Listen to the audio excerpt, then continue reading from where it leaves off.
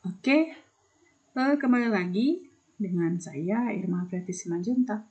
Nah, jadi untuk kali ini videonya mengenai pemantapan listrik dinamis dan listrik statis. Nah, apa saja yang akan kita bahas? Are you ready guys? Check this out.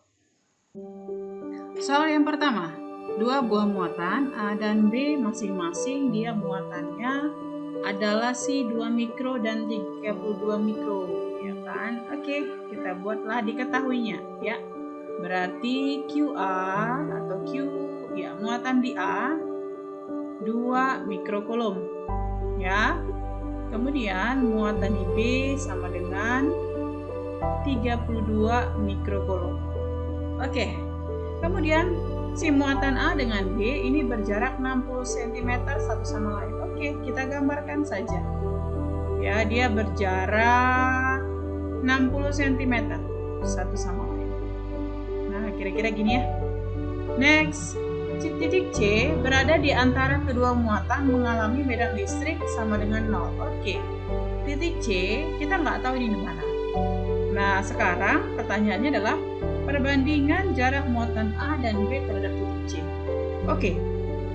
Nah, sekarang gini, ya. Ini kan kedua muatan dia sejenis, yaitu sama-sama bermuatan positif. Maka, kalau dia sama-sama muatan atau sama-sama positif atau boleh juga sama-sama negatif, maka kalau ditanyakan letak titik supaya kuat medan listriknya sama dengan 0, itu sudah pasti titiknya itu di antara kedua muatan. Nah, ini sudah pasti ya, kedua muatan.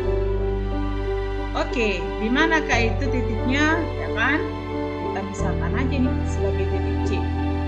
Nah, seperti biasa dalam menyelesaikan soal medan listrik dan besaran vektor, yang pertama kita lakukan tentukan arah.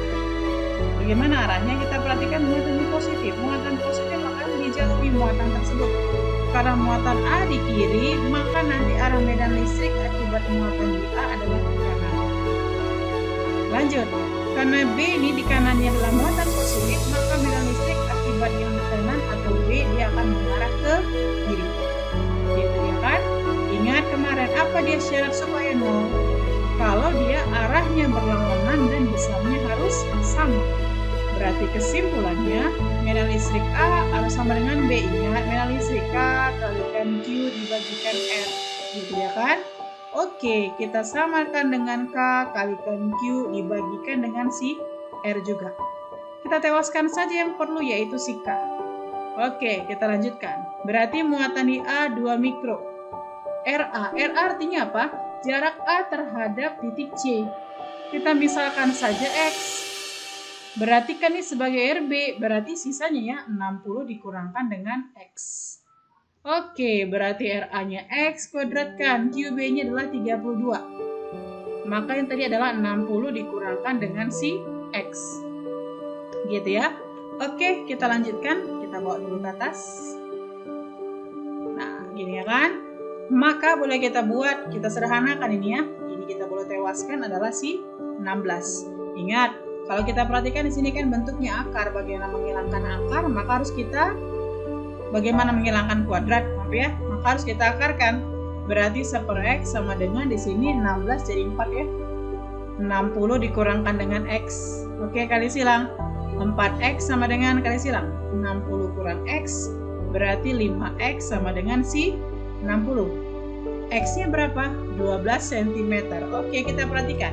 X ini apa? Jarak dari A ke titik C. Perhatikan A ke C. Gitu ya kan? Berarti kesimpulannya apa? Kalau AC-nya sama dengan 12, BC-nya berapa tadi? Kan 60 kurang X. Maka kita selesaikan, artinya 60 kurang 12. Atau sama dengan berapa? 48 cm. Jadi ditanyakan apa? Jarak A dan B terhadap titik C. Gitu ya kan? Berarti yang ditanyakan adalah berapalah perbandingan RA banding si RB. Gitu ya. RA tadi apa? Si X, 12 ya. RB tadi apa? Si 60 kurang X, berarti 48. Oke, kalau kita perhatikan boleh kita sederhanakan ya. Bagi 12 1, bagi 12 itu 4. Berarti kesimpulannya apa? 1:4 atau jawabannya adalah si bola.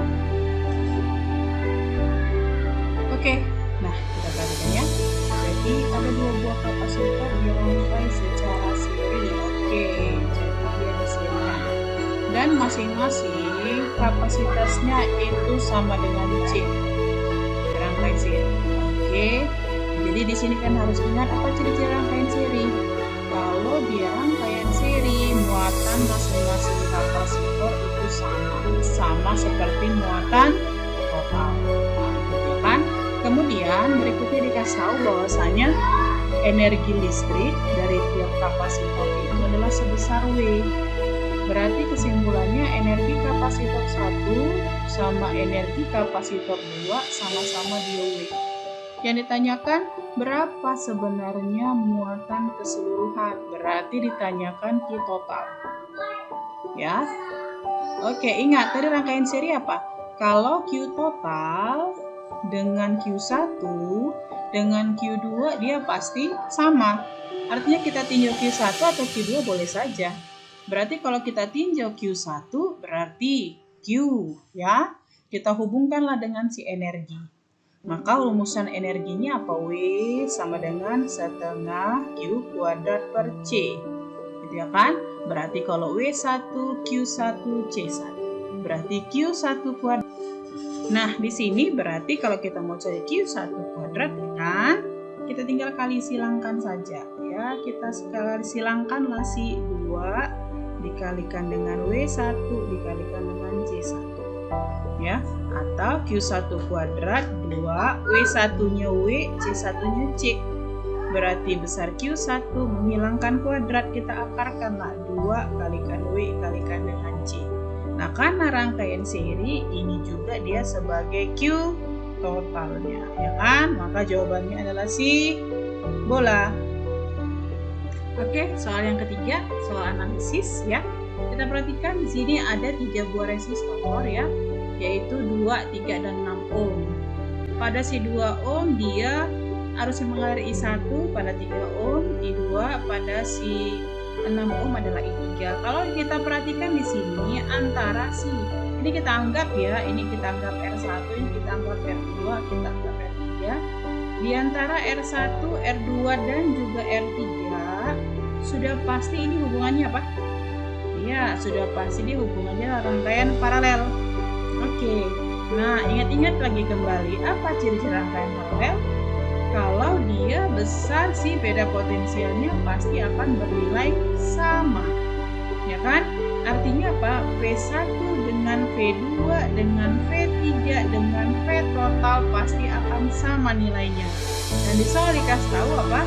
Sama, yaitu besarnya adalah si 12 volt. Oke, maka ditanyakan nilai kuat urutan nilai kuat arus yang tepat dari kecil yang ke besar. Oke, berarti mana kali besar I1 dari terkecil ya, I1, I2 atau dia I3 dari kecil ke besar. Berarti kalau I sama dengan apa? V per R-nya. Ingat I sama dengan V per R ini lebih daripada hukum si ohm. Ya kan? Oke, kalau kita selesaikan berarti kan I1 sama dengan V1 per R1. Kalau dia I2 adalah si V2 dibagikan dengan R2. Kalau I3 adalah V3 dibagi R3. Nah, kalau kita perhatikan yang membedakan hanya adalah nilai si R. Karena kan paralel, V-nya semuanya sama. Berarti ya, kalau bisa kita bandingkan di sini, kalau I-nya ini berbanding terbalik dengan si R. Berarti kesimpulannya apa? I-nya paling besar kalau R-nya paling kecil. Dan sebaliknya, I paling kecil kalau R-nya paling besar. Jadi nggak perlu pun kita cari berapa nilainya, kita bisa dapat. Karena kita mengurutkan dari yang paling kecil, maka ini ya, I paling kecil adalah R paling besar. Berarti kesimpulannya R paling besar adalah R3. Ya kan? Berarti I3 itu yang paling kecil. Ya kan? Berikutnya yang terkecil si siapa? Pasti si I2. Ya kan? Yang paling besar pasti si I1 karena dia R-nya yang paling kecil. Gitu dia. kan? Berarti urutannya I3, I2, kemudian si I1. Jawabannya adalah si dodol. Oke, demikian yang bisa Ibu sampaikan. Silakan berlatih soalnya. Tetap semangat, tetap jaga kesehatan. Oh, don't you worry, I'll be there whenever you want me. I need somebody